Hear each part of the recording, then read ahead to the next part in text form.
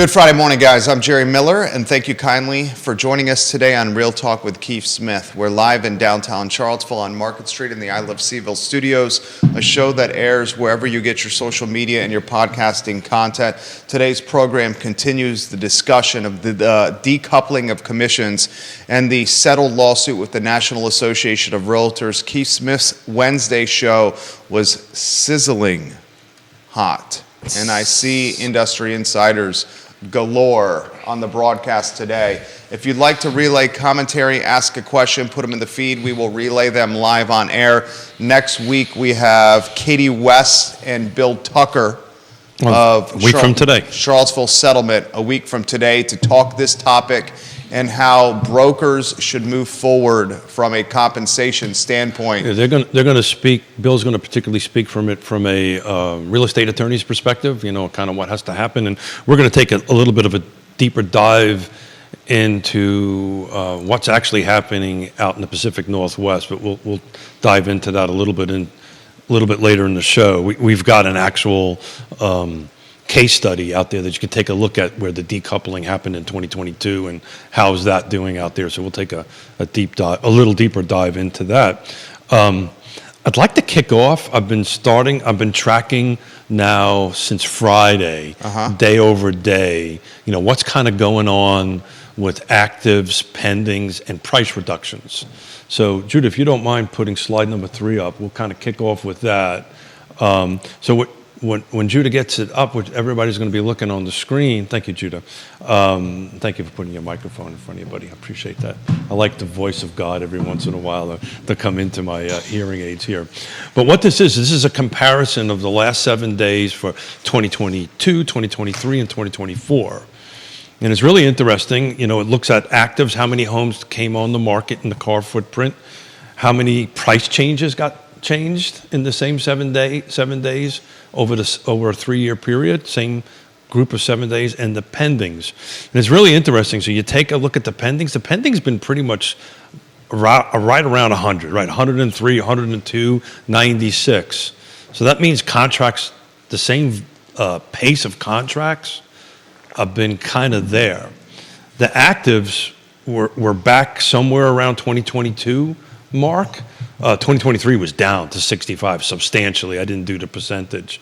But take a look at the price change difference between 2022 and this 2024. It's almost 50%, almost half. I have a reason why that's, but go ahead. No. I did this data pretty quickly this morning, and this is something I'm going to continue to do. And then a little bit later, I actually took a look at what buyer brokers are been offering since this announcement. Put that slide on screen. Look at the middle column. Price changes. 2022, 71. Actives, $113. Put that slide back on. Price changes in 2024, 38. Actives, 101. What was the difference between 2022 and 2024 at this point? It was, I didn't do the math on it, but in 2022, it was 71 price changes. No. The interest rate environment. Oh, definitely, way different, right? Way different. Yeah, we're considerably high. I didn't get a chance to pull considerably higher now for the week. Yeah. So if you're an owner, I want to say 2022 was probably in the 4s, but I'd have to Google. If you're an owner and you come to market in 2024, and you have an interest rate that you secured prior to COVID that is historically low, why would you adjust your price as opposed to trying to pursue the highest equity payout possible? When you know if it doesn't work out, you just stay in your house and you keep the lowest interest rate possible and the lowest payment possible. So quick search on that, average for this week was around 3.75 in 2022. So you're talking a 2x difference. Approximately. Yeah. This is literally what I'm going through right now. Yeah, so your argument for price change is over the difference of interest rates? Is that why, exactly. Yeah. Why would somebody that goes to market today, that has their house listed today, that is looking, if you're going to list your house, you're going to look for a payday. Your whole focus on listing your house is cashing out as much equity as possible. So because you're buying in an extremely more expensive environment and a higher interest rate environment and a higher monthly payment environment. So you would stay with your listing price that you came out of the gate longer, because what's the worst case scenario? You just Or- have a lower monthly payment with the lowest interest rate possible. And maybe the prices are now starting to get right? So that's the other side of that coin, right? Also another reason why someone would be hesitant to change their price. So this is Eventually the Fed is going to adjust the rate and rates are going to get lower. So this is something new that I've started. So I'm going to be doing this week over week, and every Friday we're going to kind of start looking at this and saying, okay, what's the actives over the last 3 years? What's the price changes over the last years? And what's the pending? What I found the most interesting about this was the pendings are all, we're selling the same volume. This is homes that went under contract in the last 7 days. They're pretty darn close. I mean, they're within a few points of each other on that. But the price change, I thought, was a huge drop. But the actives, the homes back on the market, we're back roughly around the 2022 market.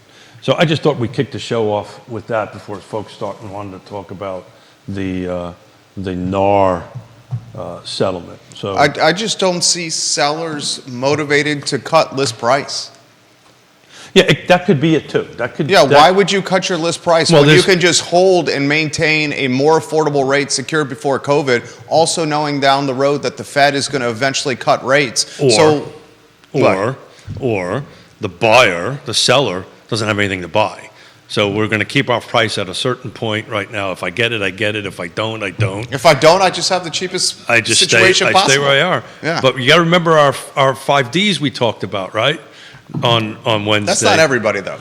And that's the first time I heard it. Let me see if I can get them. Death, No. Diamonds. That's the last one. So divorce. diamonds. It's diamonds, Death, diamonds, divorce. diamonds, I mean, it's diapers. diapers. Well, it's kind of important because it's going that way, right? Diamonds, diapers, divorce, There's divorce, downsizing, downsizing, death. and death. Yeah. Yeah. So that is, if you take a hard look at it, that is the majority why people buy and sell. It's either one of those or a series of those. But you're 100% right. The market, the Keith and Yonna Smith don't have to move. I don't have to move, right? You don't have to move, right? If I do move, the only motivation to move would be capitalizing on the significant equity available. And if you cut the price, that significant equity becomes lower. Well, it's an ever climbing thing, right? Because as price start going up, what you're looking at is also going up. Right. Right.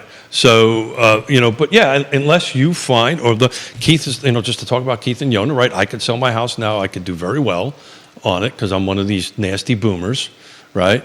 But, I have to make a decision. Do I want to go ahead and spend more money? Because I would end up spending more money. Especially when you know eventually, and Jay Powell in the national news in the middle of the week, 3 rate cuts he alludes to this year. But he's been talking. They're going to be on the back end of the year because inflation is remaining sticky. Yeah, you're not going to see So that. we're not going to see that. Initially, we were talking about rate cuts as early as Q2. That ain't happening. I think I may be wrong on this, and I'm definitely not an expert, and we don't have crystal balls out. You're probably going to see some of that happen just before the election, somewhere in the beginning of the third quarter. I would think you're going to start seeing that. Don't know if that is just the way the cookie's crumbling or there's other political reasons for that, but I think you're going to start seeing some of that drop, and it's only going to increase, this whole market thing. Rob Neal, welcome to the broadcast. Brandon, one of the fantastic real estate photographers. Harrop, welcome to the show. You got Gary Palmer watching the program right now. You got a boatload of insiders and sharps watching the show. The sharps are out right now. Yeah. So let's go to slide number 2. I probably will get myself a little bit into trouble with this, but we're going to do it anyway. So what I've been doing since the 15th of the Ides of March, when the settlement was done, I'm taking a look at it every morning, what came on the market, what active came on the market in the last 24 hours, and what was the compensation spread. What is the buyer broker? What is the seller offering? It's right now in the MLS. It's allowed to be in the MLS. It is going to come out in July. It's going to be decoupled in July. right? But if you take a look at that chart right now, there's majority of them are offering 3 eggs. The second largest number is 2.5 eggs. There's a couple of small 2.75s and 2s. So I'm going to keep a very close track on that and see how that floats out week over week, right? So this pretty much between now and when the formal decoupling happens, I'm going to be looking at this week over week, and let's see where this percentage of eggs starts floating out over time. My prediction is that you're going to probably settle much like the Pacific Northwest did, somewhere around 2 to 2.5 eggs is probably where it's going to. 2 to 2.5 eggs for the buyer's representative? For the buyer side. Now, you typically double that, and that's going to be the total. It's not always the case, but, in simple math, that's what the total amount of eggs is for the transaction. So you think the eggs per transaction are going to be 4? So 4 and 5. 4 and 5. Yeah. That's where it's going to be. And I only know that because I took a look at what happened in the Pacific Northwest. The Pacific Northwest decoupled in 2022. They have roughly 40,000 agents in their MLS. They formally, they removed this from their MLS back in those days, back in 2022. And this little thing that sometimes we text and do, you actually use it as a phone. Oh yeah. And I called the folks over there and got their numbers for since 2022, and the average is 2.51 percentages of an egg. So it's 2.5% is what the average is since 2022. Councilor Snook, welcome to the broadcast. You highlighted that since the decoupling of that starts in July. Since the NAR settlement, we've had 2 examples of a flat fee for buyer's representative and 0 compensation offered for buyer's representative. Yeah, so I promised that I would keep everybody's names anonymous, locations anonymous. Questions are coming in already. They've asked me to do this, and I have to respect that. But these were listings that were not on the market yet. They were in the coming soon status. And what had happened, which is what we talked about on Wednesday, which is the reason I wanted to bring it up. What happened was they got phone calls from buyer, brokers, agents, and basically said, my seller's not going to see the house unless there's greater compensation than that. Wait, explain that to me. So because these buyers' agents had buyer-broker agreements with buyers that talk about how much they're going to get compensated for, right? Had conversations with the listing agents and basically said, okay, we've got to figure out how I'm going to get paid this amount of eggs. Make a very long story short, what I talked about before, those buyers made a decision. This wasn't the agent, the buyers made a decision not to see that house.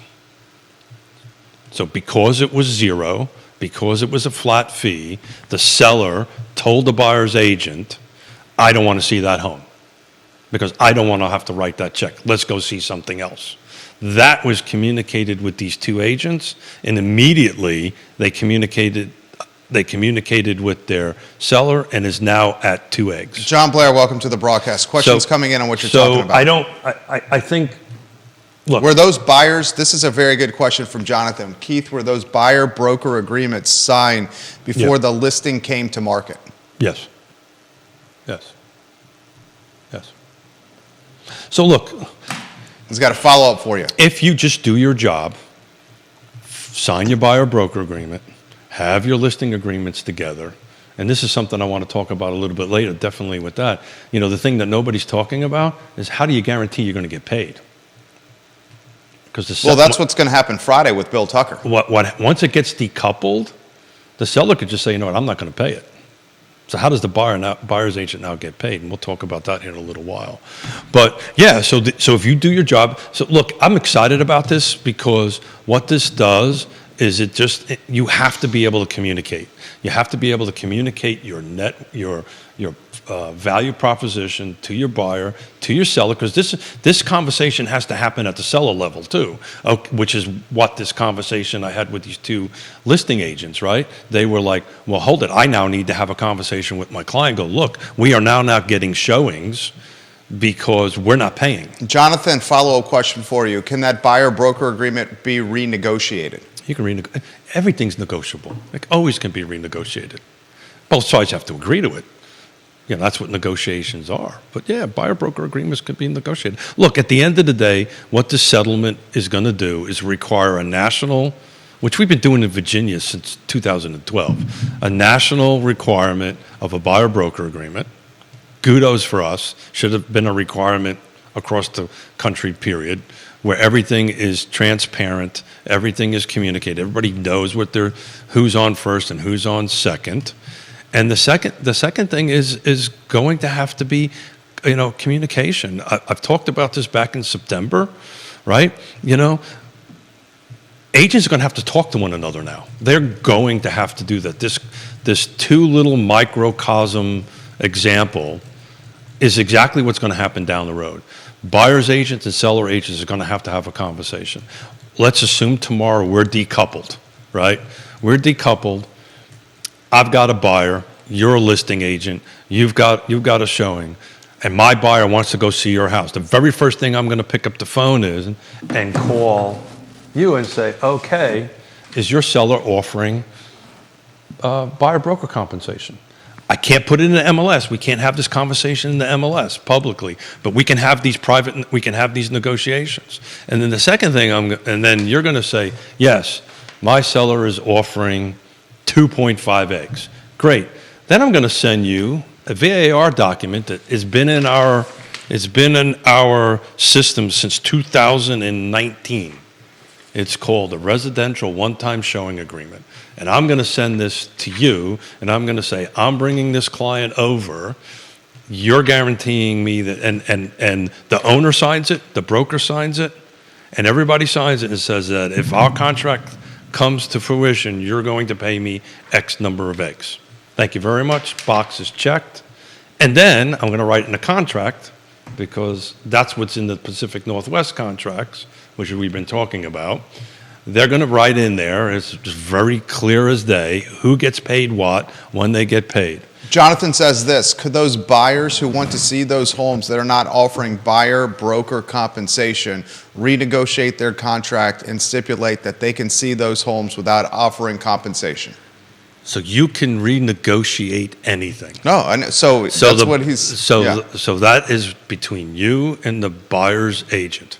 And if the two buyer agents, if you negotiate that, that's great. You can go ahead and do that. The buyer's agent might say, look, I'm not going to do that. And that's okay.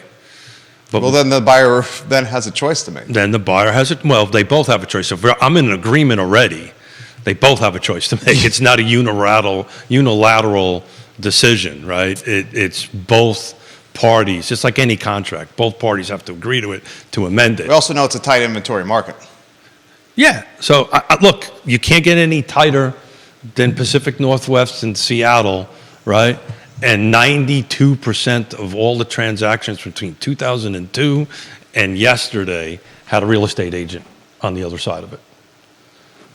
So nothing's really, if they decoupled and nothing, the way business has been done at the Pacific Northwest has changed, other than what it should have been from freaking day one was transparent, clear, concise. Everybody knows what they were doing. Everybody, like any other profession. So, at the end of the day, those of us who know how to do this for a living would do very well. Those who cannot, there's going to be a sea change. Oh, I think you got massive attrition coming. Absolutely. Massive attrition. Absolutely. And it'll be a little bumpy for the next 12 to 18 months. But I think eventually it's going to settle out, depending on who you read. Some people say 60%, some people say 30%. I think you're going to be somewhere between those two numbers out that way. How is NAR going to pay for $418 million? Well, they're going to raise dues. Well, they only got $90,000 in cash. 90 million. 90 million, excuse me. Yeah. 90 million. Those dues are going to be raised, and then folks are going to have a choice to make whether they want to belong in NAR moving forward. You know what? It ain't over until it's over, and it ain't over. I'll skip the saying proverbial fat lady is singing. Yeah. No, it hasn't sung yet. She's getting ready. She's warming up the vocal cords. No, this is going to get worse before it gets better. Worse for NAR. Very much so. Yeah. Because these 100 brokerages that just got left out in the wind, that have to opt into this agreement, if you don't think, watch the news, guys. When these behemoths that got opt out of this agreement, that have to opt in, right? Let's just make sure we got this. If you have more than $2 billion in sales as a brokerage, There's a time frame. In 2022. Yep. Right? And what they do is they now take a look at between the last 4 years, what your total volume is, and 0.25% of that is what you're going to have to pay to opt in, or you're going to have to mediate with the with the plaintiffs' attorneys at the end of the day, and that's they'll negotiate. And look, the companies. I'm just going to say this out loud. The companies that negotiated settlements before NAR's settlement are sitting pretty. That's your Keller Williams, right? That's your Remax and Anywhere, right? They've negotiated. They're done. They've finished it. Keller Williams set the model of what Gary Keller is going to set the model of what this is going to look like, right? Because if you're not the only reason why Berkshire Hathaway is still fighting it. Deep Throat asked that question because they're sitting on a war chest of money. They got the cash. They're sitting on a war chest of money. They got the cash, and they got to fight it. They got options. They got to fight it, right? Now, they can mediate it, if they want, but once they start mediating that, then, what they're going to do, just like the settlement for KW, is they're going to take a look at what their liquid assets is, what their cash is. They pretty much split it down the middle and say, that's how much you owe us, and everybody's going to say yes, and sign the document and move on. Oh, by the way, Caitlin Mancini watching the program. By the way, there's another lawsuit floating around on lawsuits on the buyer side that nobody's talking about. I think, the Sharps know what's up. Here's the difference on that one. It has not made it to class action level, and it probably never will.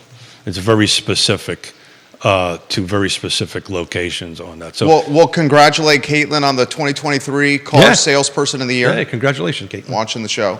I love her read on this, if she wishes to do it publicly. From a PR standpoint, the best thing for the industry is to get this out of the news cycle as quickly as possible. Yeah, the best thing for the industry. Because when my wife over the dinner table, and she doesn't follow it this closely, sure, is saying, did you see this? What the hell is going on here? I had 2 conversations with high-producing agents since Friday say, I should have not heard this from my grandmother or from my mother. Look, Ray Cadell, I'll get to your comments here in a matter of moments. NAR and CAR. You need to get this out of the news cycle. But it's not. And they're going to have to, I have to be very careful what I say here. They're going to have to really demonstrate what their value proposition is. They should have done this a long time ago, both of them. It's going to change. The thing that, and I've got a bunch of texts about this. You've alluded the value proposition now moving forward is going to be strictly educational. Yeah, I think that's where this is going to land. And then the members have to determine if they're willing to pay dues to an educational society when that information is readily available for free on the internet. So the thing, I've received multiple texts since Wednesday, and anonymously, to ask to bring this up, just to throw this out there. The thing that nobody's talking about, this is the year, Jerry, that Charlottesville Area Association of Realtors and Bright renews their data share agreement. Watch that. Watch how that goes. Give them the play-by-play on that. Well, there's the X's and O's. There's not too much play-by-play. Both Bright, which is a large regional MLS, and CAR entered into a data share agreement. So that means data goes both ways, right? We can look into there. They can look into us. That kind of thing. You can do business both ways. If that's extended, then that's great. That's going to continue. That data share is going to continue to extend.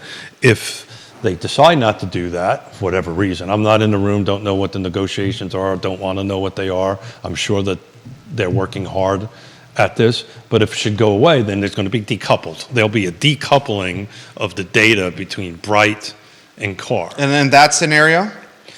Well, it's just going to go back to where it was before. That car is going to go ahead and do this. Now, the question that I've been asked is, well, Bryce got a ton of money.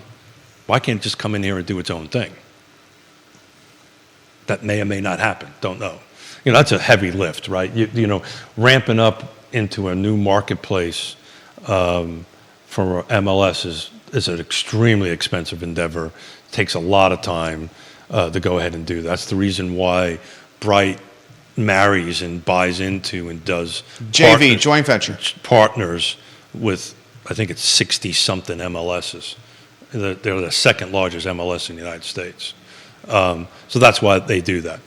It also could be maybe somebody's negotiating with them to get a big chunk of change. And then maybe if that happens, car just becomes like Fredericksburg or Warrenton, where they're educational and advocacy group, which is a good use, I think a good place for them to be. Supervisor Jesse Rutherford, hello. Peter Krebs of the PEC, hello. Thank you for joining us. Jason Howard on Rio Road. Cully Baggett, the developer.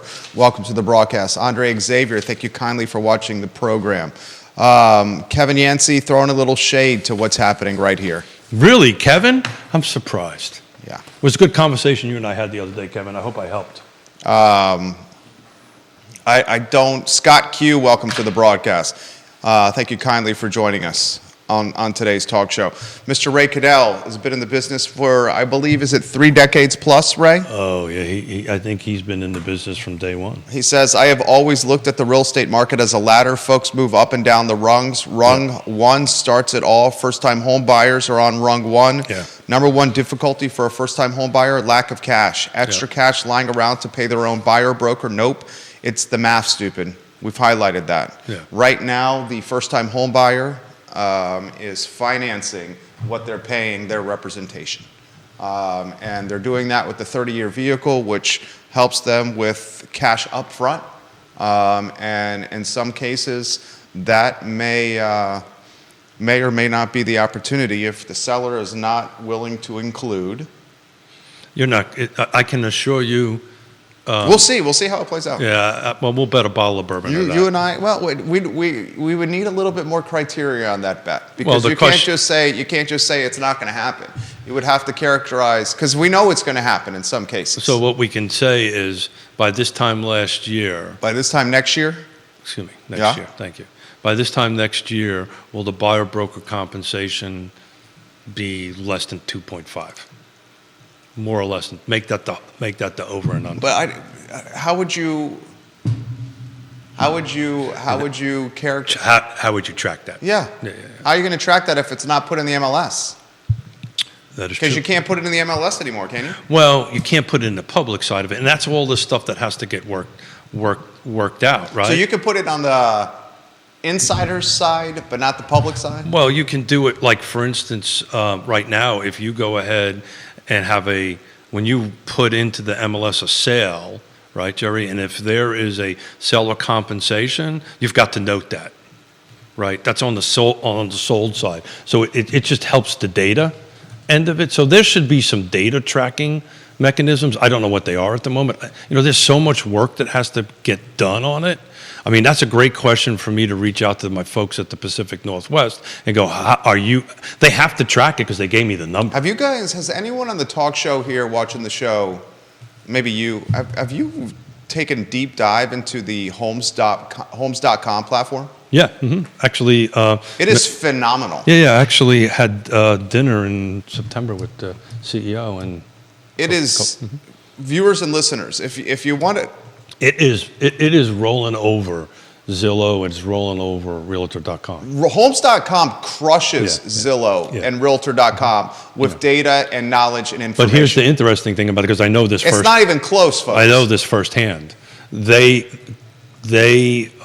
are agent-focused. They are agent-focused. And that's the huge difference between that and Zillow. They're agent-focused, and what they do, because I know this because I'm in negotiations with them, they protect. They show what agents do what deals and what levels and what thresholds and what price points and how many transactions they've done. But they protect your listings. So that means, with Zillow, I have to be careful with this because they are a broker. Zillow, pretty much the whole world gets that. You call in on a Zillow lead. If you are one of their premier, whatever the heck you call them, right, you get a phone call. If I put a listing in Homes.com, the only person that gets a phone call on that and the internet is me. It tells you a phenomenal amount of information about realtors and agents. But that's not, if you think Homes.com is going to turn into an Orbitz. Oh, I don't think Homes.com is going to turn into an Orbitz. No, but we talked about this on the portals, because that's what they call these. The portals are going to rock and roll. And they're doing it. And Homes has been all over it. Like I said,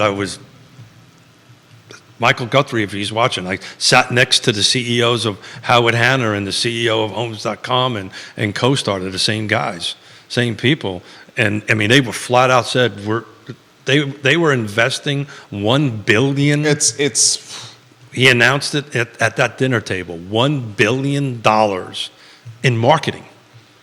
Henceforth, the Super Bowl. It was amazing. Viewers and listeners, if you want a platform that's going to give you market knowledge on listings and homes and agents, I would suggest Homes.com. But the big difference, unless they change it, and they've been pretty solidified on that, the big difference is if I join them as a listing agent, those listings are mine. So when they go out in the world, right, and you call on one of my listings, I get the phone call, not the 12 million other agents that bought into their premium package on Realtor or whatever the other things on, which has a tremendous amount of Woody value. Fincham watching the broadcast. Hey, and Woody Fincham has a question that's come in for him. Woody Fincham, we love you. He says, this is a question for you, Woody Fincham, from Ray Cadell. What does your appraiser, Woody Fincham, say about financing the buyer broker fee into the deal? So Woody and I chatted on the way in, and unfortunately he can't join us on the 27th because there's a CAR board meeting, which would be a very interesting board meeting to attend. But he'll join us for the 3rd of April and going to kind of chat about this very, very topic. Do you want to hit that topic? Yeah, I that's something for him to answer, for Woody to answer. The answer, because I asked him this question before I came on. And you want to break down for the viewers and listeners what Ray is alluding to? What does your appraiser Woody say about financing the buyer broker fee into the deal? I'll happily break that down, but you're the star of the program. Go ahead, Keith, please. Yeah, so I think the question that is being asked is what I ultimately think is going to happen with the federal regulator side for the loan side. They're going to allow buyer broker compensation to be as a seller concession. That's probably how this is all going to shake out. But look, it's no different than if it was a for sale by owner, right? It gets written into the deal. It gets written into the contract. He's an expert. I don't know if they carve out. Actually, I think they do. I think they actually carve out seller concessions, right? Is now, if the compensation is part of a seller concession, will that impact it? This is, at the moment, exact words from Woody this morning before I came into the studio, nothing has changed, or there have been no directives brought down that way. Will that change? I don't know, but I really want him to answer that on the 3rd because he's the expert on it. Andre Xavier, the entrepreneur and real estate investor watching the program. Andre, I saw the same interview. It's interesting you brought this up. This is for you, Keith, from Andre. Strawberry didn't work. The Redfin CEO said yesterday on CNBC that they saw an increase of 15% in one day of home sellers and buyers signing up for their services. He says Redfin has been offering a 1% commission since their inception.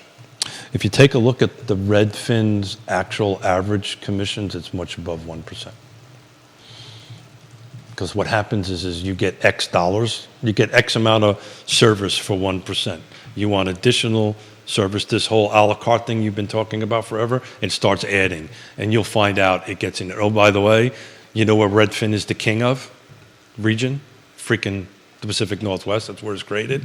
And the average is averaging out at 2.51%. Sarah Hill-Buchensky, the agent side of Homes.com is not as good as the old app, HomeSnap, in my opinion. I think they're working on it.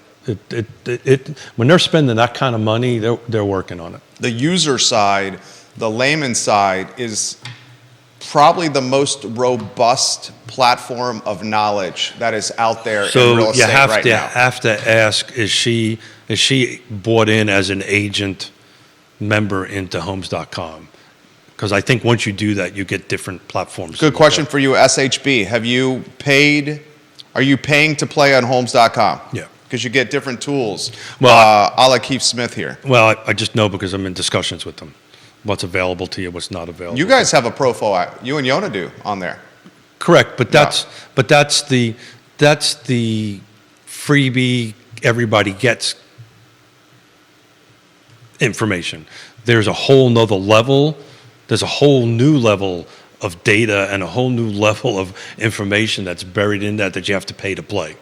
And we're in the middle of negotiations with them, to be honest with you. Comments coming in fast and But furious. they're going to be the 10-ton elephant. I've talked about this on the show some time ago. I think it was back in September and October. Keep an eye on Homes. They're going to be the 10-ton elephant in the room. So the question is, does Homes.com get in the MLS game? no, they've clearly said they have no interest in getting it. And you believe them? Yeah, I do. Once they get this kind of scale, they're not going to get in the MLS Why would they game? do that? They're making a ton of money the way they are. Okay. And why would they get into that liability? Why would they even remotely get into that liability? So- that's insane. Okay. Right? No. You're going to, this is what you're going to see. It's already happening. It's been happening. I've been talking about it till I'm blue in the face. You're going to see these multiple, a handful of large regional MLSs. And they're going to, Bright partnered with the California MLS, so they're on both sides of the coast on it. There's a couple other ones, but Bright's number 2 in the country, and you're going to start seeing that. And I've been talking about it since 2022, and you're going to have this massive thing. And part of the reason why a lot of people don't like Bright, let's just get this on the table, they are brutal with their fines. Brutal with their fines. Put that in perspective. They're very expensive. You make a mistake and you cross a line. What are the fines we're talking? Oh, thousands and thousands of dollars. Well, what are the primary reasons for fining? Well, the big thing that came up on it was the violation of coming soon. It's a $5,000 fine. Put that in perspective. We don't have a $5,000 fine. No, put in perspective the coming soon parameters. So if you make I don't really want to get too much into that. The bottom line is, if you violate The show's blowing up, right? if you violate if you're in Bright and you violate the coming soon rules that Bright has established, the fine is $5,000. It's huge. So that's what'll happen. What's the fine and the opposition to Bright? Say the local one. We got a $50 fine? Yeah, I don't remember the number, to be honest with you. I know it's not 5,000. Let's put it that way. Is it reason? I'll stop. Woody Fincham. You're stopping. Look at that. Woody Fincham here. Woody Fincham. The show's on fire. I know in it is, 'cause response to you're Ray dumb. Cadell, that is a really interesting question. Ray's question. What does appraiser Woody Fincham say about financing the buyer broker fee into the deal? Woody Fincham responds, that is a really interesting question. The bottom line is that the value of the property will always be the value of the property. The cost to facilitate a transaction is not considered in the value of the property. Appraisers have never considered commissions when valuing property. Now, that does not mean that something will not change. There are several of us nationally, sort of like a think tank, that have been watching this and discussing it. Yeah. So the reason... I think he means think tank instead of think tank. It could be the same.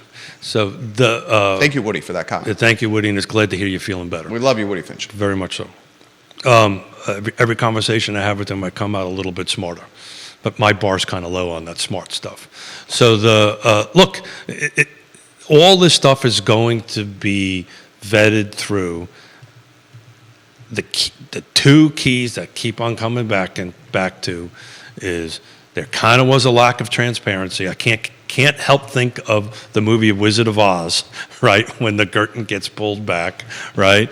And the part when Dorothy always had the power to go home. We've always had the power to fix this and get in front of this. It took a lawsuit to get there, right? This is going to be excellent for the industry, in my opinion. This is going to be excellent for the consumer. Transparency is key. The second thing is communication. We are now, and I keep on saying it, you're going to have to be a communication expert. So, the unicorn years, again, back to us doing this to ourselves. You guys did this to yourselves with the unicorn years. Yeah, I mean, my God, agents sending, I just sold a house in 13 seconds. Dude, the What the hell did you expect was going to happen? The Netflix and Bravo shows that have models and actors running around on streaming platforms. I turned down many driving opportunities. $250,000 I told cars. Mark, I turned opportunities down. Barely working and said my talking hair about wasn't how good. they're selling millions of dollars of homes without doing any work whatsoever. Caused this. What the F? What were you thinking? Caused this. What were you thinking? You thought this was not going to happen? But look, it's okay. This is okay. Selling Sunset, I'm talking to you. To $1 million listing, LA, New York, Miami, I'm talking to you. everybody needs to take a deep breath, right? The pros are going to float to the top, right? The ones that have always been transparent are going to float to the top.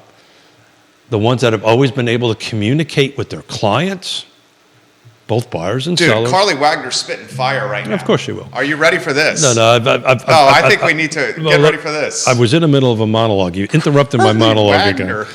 You interrupted my monologue. This might be worth it. Go ahead. I got a developer watching the program who's ready to speak here. First, I'm going to get to Carly Wagner. And Carly Wagner has a little bit of freedom here because she makes her living as an engineer.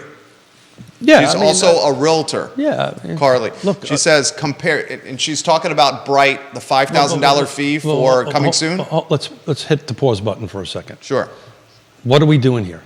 Having honest, transparent conversation. We're just talking. That needs to happen. We're talking the truth. We need to be respectful, right? And never remember the old 3 rules, right? No divisive politics. No throwing any other bus. No, I got it. Well, I'm just doing this for everybody on that, and let's have a little bit of fun, right? Yeah. So let me have it. Well, it's not directed to you. I know that, but I want to respond to it. Yeah. She's speaking in comparison. She's comparing what CAR does with Bright. $5,000 fine for coming soon violations. She says with CAR, the first offense is a verbal warning. Yeah. And then the fine is $75. Yeah, I wasn't going to be the one to say that. So. Well, I said 50. So it's actually close. 75. You were Yeah, close. I mean, I had an idea what it was. So the agents are still incentivized to ignore the rules of clear cooperation and keep the full commission, both sides, inside the brokerage and use the beautiful products to bolster their brokerage. And these are the rules that are violated left and right, she says. CAR is such an agent protective association, she says, not consumer focused in the least, she says. Yeah. So the question, Those are her words, not mine. Yeah. No. So thank you, Carly. I honestly couldn't remember the number, so thank you for reminding me. And she says, full disclosure, my realtor income has been about the same as my very passive real estate income over the past 2 years. But Jerry is right. I don't rely on real estate income nor engineering income for that matter, so I can speak freely. Well, you should be able to speak freely, period. Right? Carly really speaks freely. Yeah, Carly, yeah, you make the shows better. I sincerely mean that. I think I sincerely mean that. Yeah, too. I mean, the fact that you can't be honest, and what's this word I keep on using? Transparent. If we can't be transparent with each other, nevertheless with everybody, transparency is the key here. Transparency. It's the same thing you're going to teach your kids, same thing I taught my kids, the same thing Carly's teaching her kids. Be transparent and be honest. But back to my Wizard of Oz analogy, which I thought was genius. But You want to respond to those comments? with Carly? Yeah. No, she's spot on. She's right. She just echoed my point. Bright is a private entity. It's a for-profit company that has really strict rules and fines. Because it wants to protect its profit. It wants to protect its property. It wants to protect its business model. And to have people violating its rules out there doesn't help it. It is unforgiving about these mistakes. When somebody, not mistakes, they could be mistakes, but when somebody violates a rule, right? They come after you. Give them the benefit of the doubt, right there. Yeah, people. Look, we've been talking for how long? 40 minutes, 45 minutes, almost an hour. I guarantee you, I probably made 4 dozen mistakes, right? I'm pretty sure I have. Catherine Lackner, welcome to the program. Liza Borges, welcome to the program. Thank you kindly for watching the show. Kevin Yancey still watching. Cully, Philip Dow, back on Holly Liza, Foster. It's. I got comments galore. It's very interesting. I had a conversation yesterday with an agent who. I'll leave this one alone. We'll save this for Wednesday. No, because this is really not topic related. It's about buyer. Oh God, help me out, Smith. Help me out, Miller. Seller financing. And this was somebody that was in the car industry that didn't realize that they couldn't do seller financing unless they paid off their principal mortgage first. What? Yeah, it was a competitor to her organization. But Jesus, that's terrifying. I was like, whoa. That is terrifying. Yeah. DJ Moberly, Inspired Homes. Sellers, this is in response to Woody and Ray Cadell. Sellers have been packing standard realtor fees into the sales price forever. It doesn't matter if appraisers acknowledge it or not. Yeah, so what'll happen, appraisal systems are going to have to change. What'll happen is exactly what's happening at the Pacific Northwest. All we got to do is look at what's already happened, right? I've been saying this till I'm blue in my face. Real estate agents out there, you will have to write in how you're getting paid into the contract. You will have to have some version of residential one-time showing agreement where everybody agrees on how you're going to get paid. It is going to be rolled into the contract. It's going to hit the table. Now, all of that means is that it's going to have to appraise, right? It's going to have to appraise. That's a whole different kettle of fish, and we're going to talk about that next week with Woody on what that looks like and how that goes. But it's going to have to appraise. We're going to find out on the 29th when we talk to Bill Tucker. It ends up on the seller side of the transaction. Thank you very much, and it moves on. Multiple comments coming in from an anonymity standpoint. Hang on a second. I'm working on bringing in some loan officers to talk about what does it look like from their perspective. So we will continue this going on for the next couple of few shows for sure. This from and I want to have fun. Agent looking for anonymity. A lot of us agents cannot talk freely about this issue publicly right now because the cases are not settled, and it is so frustrating. Oh, I'm doing it. Another agent offers this program. So I got to understand why. I'm doing it. Why? Tell me why you can't talk about this freely. If you want to answer, agent, if you want to answer Keith's question to that and you respond to me, I will also respect your anonymity with the answer as well. Another anonymous agent here. A lot of us agents, or excuse me, this is exactly what he writes. A lot of us in the business cannot speak like Keith's speaking right now because our brokers won't let us. Okay. Again, I'll ask the rhetorical question, why? I don't get it. This from Woody Fincham. What will be interesting is to see how this affects FHA. So is he trying to say I don't have a broker that oversees me? I've got 2. I got 3, actually. He's just saying his broker won't let him. Well, all circumstances are different. Well, then you need to rethink where you're at. Keeps doing some recruiting on the talk show right now. I'm sorry. I forget people are watching. Doing some recruiting. This from Mr. No, I'm not. But you know. You got a boatload of agents watching. Speaking the truth is never a bad thing. I don't care who the hell you are. This is from Mr. Fincham. What will be interesting is to see how this affects FHA, RD, and VA transactions. That is a legitimate. So let's get That's where clients that absolutely need buyer representation and they have no extra money, I think it will come down to good negotiators. So he's spot on. So I'm continuing my conversations with the Pacific Northwest to talk about how that actually worked. How's that going to work? But you're 100% right. That's the comment I made, that you're going to start to see you're going to see somewhere, I think. I can't keep up right now. I think you're going to see somewhere between. Somewhere, it's okay. Somewhere. There's so many comments. Thank you. Thank you for what you're doing. Somewhere between now and July, you're going to start seeing stuff, the documents changing. You're going to start seeing regulatory changes. It's been done in a couple of small places. New York City, by the way, did it on January 1. They decoupled on January 1 because they had their own private little MLS it's the city of New York in it, right? They have contracts. They have how this all works. Pacific Northwest did it in 2022. They have, how that's going to do. So people are going to start looking at that, but regulators are going to start doing it. The question is, for the professionals out there, what do you do now? And that, back to the broker question, that's when you start talking to your broker. Okay, guys or gals, what do I do now? Those conversations should be happening, and I'm sure that they are. Ray Cadell, I'm putting 6 investment properties on the market today for 2 separate clients. Still not sure what the F to tell my colleagues ahead of time and in writing and how. I'm putting 6. F means fantastic?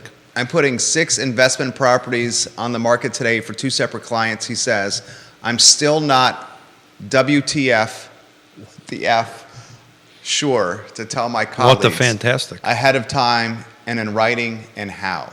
Yeah. So and that's a broker. Yeah, got it. He's talking about the seller. Have him clarify that. Talking to tell his seller clients, or the broker or the agents that are calling him. I need a little clarity on FUD guy watching the program right now. FUD guy, this is quite a time for you to just obtain his real estate license. In a nutshell, what exactly just happened? I just obtained my Virginia Realtor license, but haven't done anything with it. So he's in a great spot. I'm just tuning in. He's in a great spot. Right, he's in a great spot because he's going to learn going forward. Matt Hines watching the program. I'm loving this show. It's the ones like. The ones that, old dogs that are in bad habits are in some trouble here, because it's tough to teach an old dog new tricks. You just called me an old dog? That's basically what he's saying. No, that's not what I'm saying. You're putting words in my mouth. No, you're basically saying a lot of folks have bad habits, and it's going to be tough to retrain them out of them. That's what you're saying. What I'm saying is this is why I think what you're going to see carve out is the agents that have been in the business for a while. I'm going to say, I don't want to deal with this change. I'm peacing out. Of a certain age. They were really close to retirement anyway. You're going to start seeing them. I believe the average age is 57 in car. I may have that number wrong, of a real estate agent in it. And you're also going to see the agents that came in the unicorn years doing what the F. Yeah. Because they got used to, this fallacy that this wasn't difficult. This job is hard. FUD guy, he's saying you're in a great spot because you haven't developed any bad habits yet. That's what he's alluding to. Yeah, you haven't.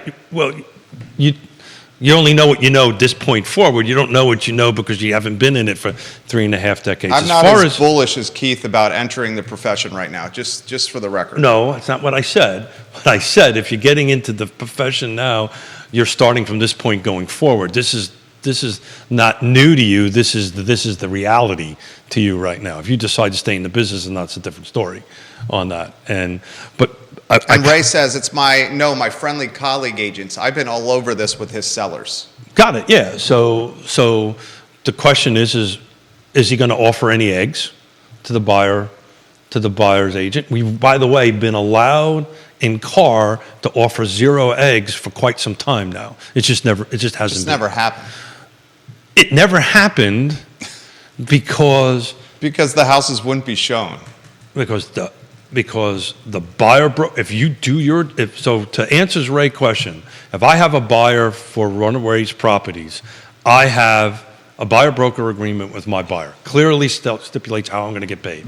And it also clearly stipulates that if the Ray isn't offering me any eggs, that they're going to have to pay it. Then we're going to have the tough conversation, and that's where you're going to lose agents because they don't want to have this. The tough conversation with my client, my buyer client, go, look, this is where we're at. What do you want to do? You explain the circumstance to them, They're, very clear, very transparently. This is what your options are before you right now. And then you have a discussion with your client. What I'm so excited about what's happening right now is people are going to have to freaking talk to one another. This goddamn... Ooh, sorry. I'm getting a little worked up. No, this gets me a little worked up. I like it. This thing I hold... Sorry about that, Lord. Judah's laughing. Sorry about that, Lord. That's the first time I've ever done that in 605 shows. So my apologies to everybody. I'm not very proud of myself right now. It's okay. Because I try to be a professional and that slipped out. You're passionate. It's okay. It's okay. But this thing I hold in my hand, this iPhone, it actually is a phone. Let's call it like it is. Some agents won't pick up the phone and talk to you. Guess what they're going to have to do now? Now, Ray's not one of them. If I got a buyer for one of Ray's properties and whatever eggs he's offering, and if those eggs are acceptable to me and acceptable to my client, we move on. If those eggs are not, then I'm going to pick up the phone let's assume there's 0 eggs. I don't know what he's going to do, but let's assume it's 0. How many eggs, Ray? How many eggs?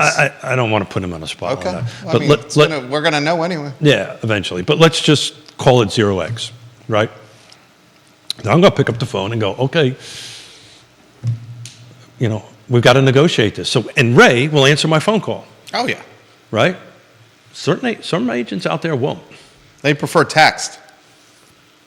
Well, they prefer, to hide behind this thing called an iPhone and a laptop and an email. You're going to need to talk to me now. And I'm really good at what I do. And you're going to have to negotiate with me, and we're going to have a conversation on it. If not, my buyer isn't going to look at your house because they don't have the money to pay for it. How about this scenario from right around the corner, North Downtown?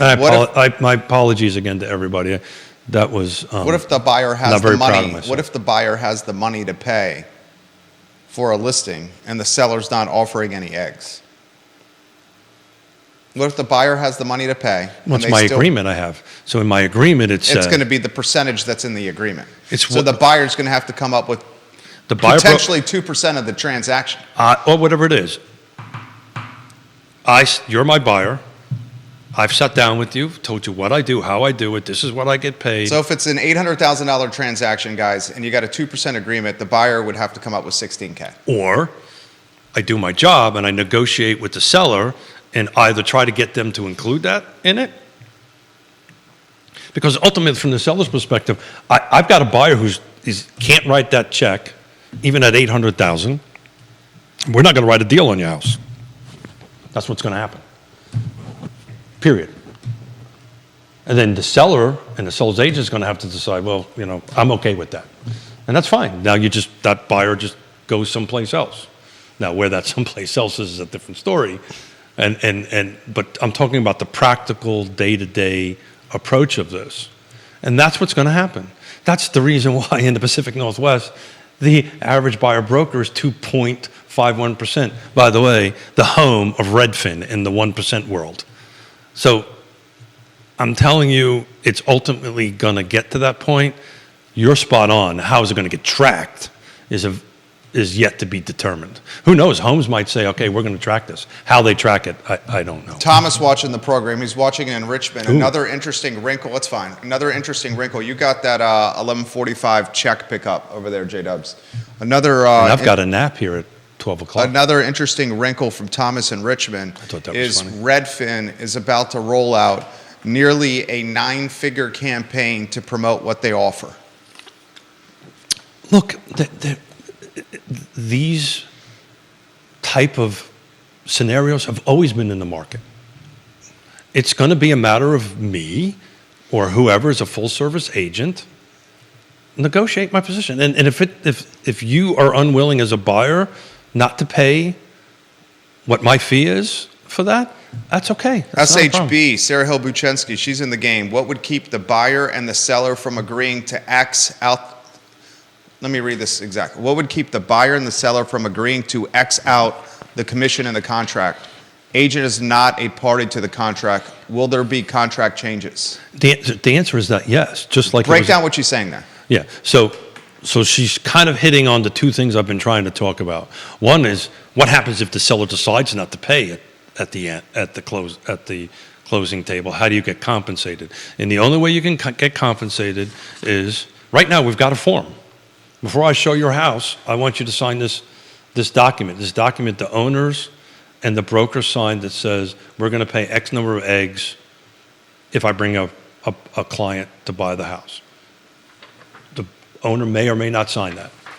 The second part of it is, just if you pull, I literally got the contract here. If you pull out the Pacific Northwest contract, there's a half a page that talks about how the buyer broker's paid, what's the amount, and when it's going to get paid. So once it gets buried into the contract, and oh, by the way, the broker, both sides of the broker sign that contract. So you've got all the parties signing it.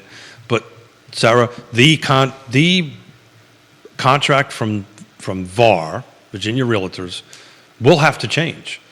The individual brokerages, I'm assuming, will go ahead and have some amendments. I know that's what we're going to be doing. We're going to be putting it, if the decoupling happens today, right now it's in the MLS. It's going to be there till July. But let's say today it was at 0. There's all kinds of amendments and so forth and so on that we're working on that is going to be inserted into the agreements where all the parties sign. Tim Carson, Vice President, Real Estate 3, watching the program. Hey, Tim, how you doing? Ray Cadell, I'm uncomfortable even discussing this with colleagues or even Carr. I'm kind of walking along the antitrust line. I don't quite understand that, but that's okay. I think he's talking about the eggs. Yeah, that's the reason I got emails and texts and stuff like that we need to kind of stay. I mean, explain how a buyer's agent and a seller's agent, the first conversation they can have is about how they're each going to get compensated, and it not fall under the category of what Ray's talking about, antitrust. So it's individual negotiations. There's a difference.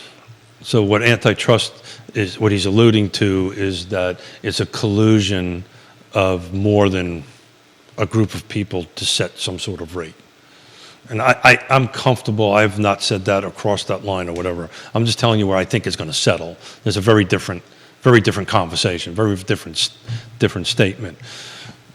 This is a matter of negotiations. It's always been a matter of negotiations. And this is going to be, if he, and that's his comment. That's the reason why I wanted to push back. This is unfair to him to ask him to talk about this publicly. But whatever he offers, it doesn't matter. 1 chicken, 2 chickens, it doesn't matter. Whatever it is, if it's not comparable to what I have a buyer-broker agreement on, my buyer's going to pay me in chickens, that's when a discussion has to happen amongst the parties that are involved in the transaction. That's called negotiations. And that's what we do for a living. Let me see, have I been fired yet? Jennifer. Oh, look at that. Jennifer, she says this. Nope. This show from start to finish has been absolute fire. Well done, gentlemen. Oh, don't ever call me a gentleman, but thank you. Watching the show right now. It's been fantastic. Yeah. It's been absolutely fantastic. I'm trying to see if a little bit of energy, a little bit of pushback, a little bit of chitter chatter. Yeah, and I dropped the word I should not have dropped. So. Catholic in you, the guilt is tangible and palpable. Oh God, I'm going to confession. We have forgiven you, my son. You're forgiven in. I'm going to confession twice on Sunday. The eyes of the Savior. I'm going to confession twice. The one that I was going to do, and now an extra one in it. Any closing thoughts for your fans? No. Viewers and listeners. No, look.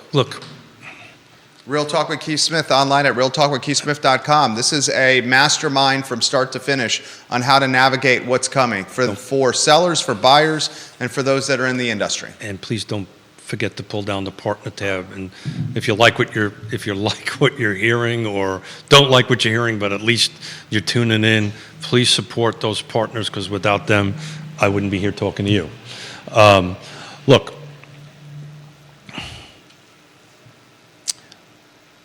At the end of the day,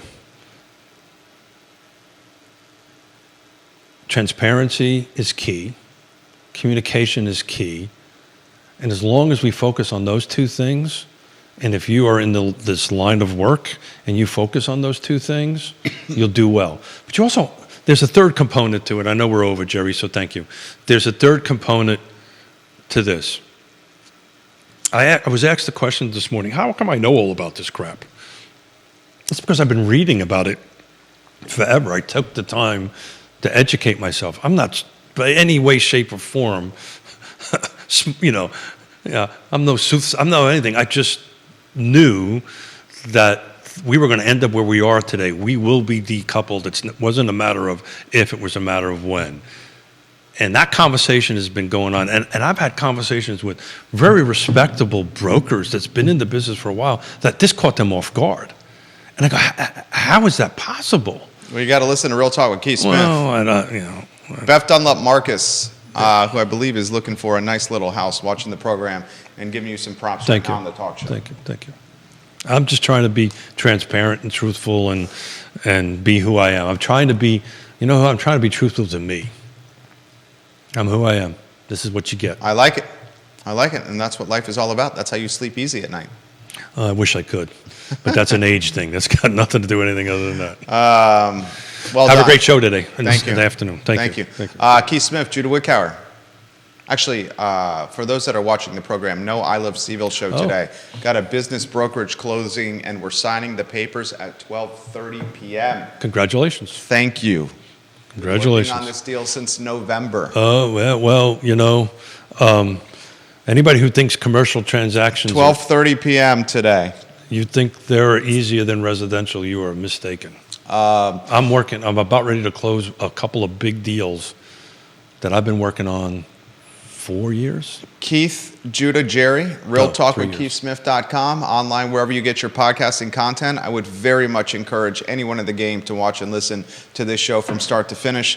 Thank you for joining us on a glorious and gorgeous Friday in Charlottesville. We're in downtown. Yes Realty Partners, Keith and Yonna Smith shop. Yes Realty Partners, a name you can trust. Enjoy the weekend. So long. Bye, everybody. 10-miler on tomorrow. Yonna's running it. Wish her luck. 10 mile. Good luck. Got that in under the wire.